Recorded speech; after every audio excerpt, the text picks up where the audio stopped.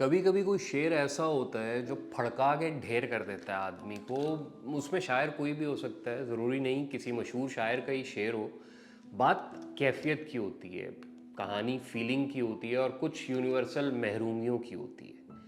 لوگ کہتے ہیں کہ شاعروں کا کیا ہے, بعض شاعر تو ایک شعر سے مشہور ہو جاتے ہیں, اور اس بات پہ سخت تنقید بھی ہوتی ہے کہ فلاں نے ساری عمر میں ایک شعر کہا. اس کا جواب یہ ہے کہ بھائی آپ نے ساری عمر میں وہ ایک شعر بھی کہا. تو ایسا ہوتا ہے, دنیا ہے, ادھر یہی ہو سکے گا.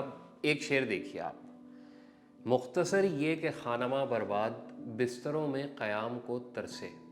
اکرام عارفی کے اس شعر میں کیا نہیں ہے. گھر کی زندگی سے فرار چھوٹے شہروں کے خانہ بدوش نوجوان جو ساری عمر ترقی کے چکر میں بڑے شہروں کے درمیان فاصلے کاٹتے پھرتے ہیں, ان کی بے بستری, نئے کپل جو پرانے ہوتے ہیں تو ان کی ہماگیر کیفیت, بے آرامی, بے سکونی, رہ کے بھی نہیں رہ سکتے, کہہ بھی نہیں سکتے, نئی زندگی کی بھاگ دوڑ, ڈیجیٹل قسم کا لاوارث پنا, اولڈ ہوم میں سونے والے بوڑھے, کم چھٹیوں کے ساتھ مختلف چوکیوں پر مستقل اور مسلسل جاگنے والے پولیس کے لوگ. کون اس شعر کے دائرے میں فٹ نہیں آتا؟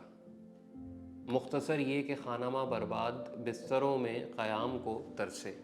اب کوئی فٹ آ بھی رہا ہوگا, آپ سوچیں کہ یار فلانے کے بارے میں 100% کہا جا سکتا ہے کہ یہ شعر اس کے لیے نہیں ہے, تو ایک بار جائیں اور اس فلانے کو یہ مصرع سنا دیں, اس کی شکل دیکھیں, بس پھر سکون سے لوٹ آئیں. جواب سننا ضروری نہیں ہوتا بعض اوقات.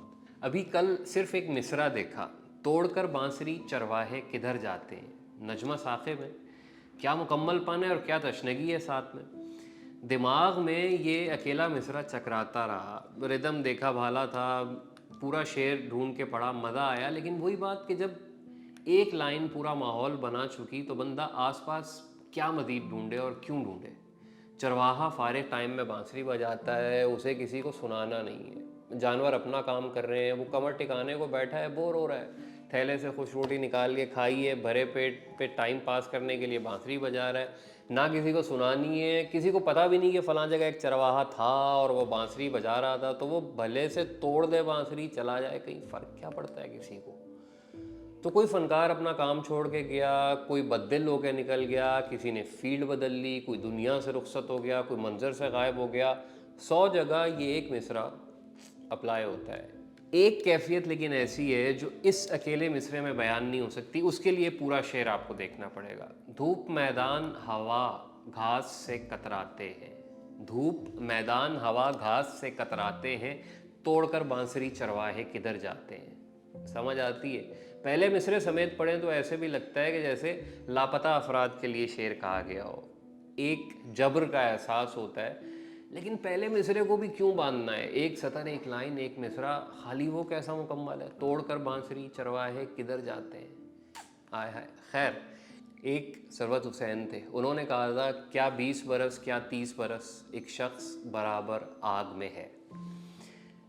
تو بس بے شمار شعر ہیں, بے تحاشا کہنے والے ہیں, لیکن ان چند شعروں مصروں کو چھوڑ کر جو دماغ میں اٹک جاتے ہیں. حالات اس طرح ہیں کہ ایک چیکو سلواکین ڈائلاگ یاد آتا ہے, لکھنے والا کون تھا وہ دماغ سے نکل گیا.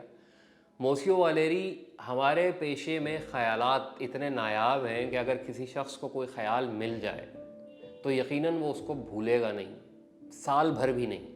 اللہ کا نام باقی رہ جانے والا ہے, کون کسے یاد رکھتا ہے. بس یہ قصہ سن لیں اور اجازت دیں. نواب حکیم احمد ایک شاعر تھے, ندا فاضلی نے اپنی کتاب چہرے میں ان کا ذکر کیا ہے. کانوں سے انہیں ٹھیک سنائی نہیں دیتا تھا, لیکن بات کرنے والوں کے ہونٹ ہلتے دیکھ کر وہ سمجھ جاتے تھے کہ یہ کیا کہہ رہے ہیں. لوگ سمجھتے کہ وہ بہرے ہیں, اور جب وہ کہیں اپنے شعر پڑھتے تو ان پر جو بھی تنقید ہوتی انہی کے آس پاس گھومتے ہوئے اطمینان سے کر دیتے. ان بیچارے نے ایک طویل عرصے لوگوں کی باتوں کو سنا, پرکھا, اور پھر ایک مشاعرے میں ہمیشہ کے لیے شاعری ترک کر دینے کا اعلان کر دیا. اس کے بعد کسی نے ان کے منہ سے شعر نہیں سنا. نواب حکیم احمد کا آخری شعر یہ تھا, شعر کہتا ہوں یا خدا جانے, شعر کے فن کو خوار کرتا ہوں. شعر کہتا ہوں یا خدا جانے, شعر کے فن کو خوار کرتا ہوں. تھوڑے گئے کو بہت سمجھیے. شکریہ.